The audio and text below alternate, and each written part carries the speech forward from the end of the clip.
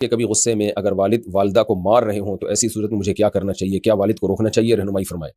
محبت سے سمجھانا چاہیے والد صاحب کو، پھر والدہ کو بھی سمجھانا چاہیے کہ کیا کہا ہے والدہ نے جو والد ان پہ ہاتھ اٹھا رہے ہیں، تو دونوں ہی کو سمجھانا چاہیے لیکن محبت سے۔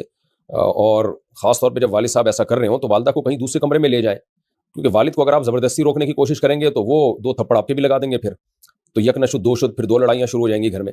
لڑائی تو خیر اولاد باپ سے نہیں کر سکتی، لیکن یہ کہ والد صاحب کو سمجھائیں اور رشتہ داروں کو بھی بیچ میں ڈالیں کہ بھائی یہ کیوں ہاتھ اٹھا رہے ہیں والدہ پر۔ تو ہاتھ اٹھانا تو کوئی اچھا کام نہیں ہے، لیکن پہلے تو یہ تحقیق کریں کیوں اٹھا رہے ہیں، کیا والدہ کہتی ہیں، کیا ایسی بات ہے۔ بعض دفعہ عورت ایسی بات کہہ دیتی ہے کہ آدمی کے تن بدن میں آگ لگ جاتی ہے۔ مثال کے طور پر وہ شوہر کے والدین کو برا بھلا گالیاں دینا شروع کر دے، یا اور کوئی ایسی جو ہے نا وہ اتنی خطرناک بات ہوتی ہے کہ وہ انسان کے لیے ناقابل برداشت ہوتی ہے۔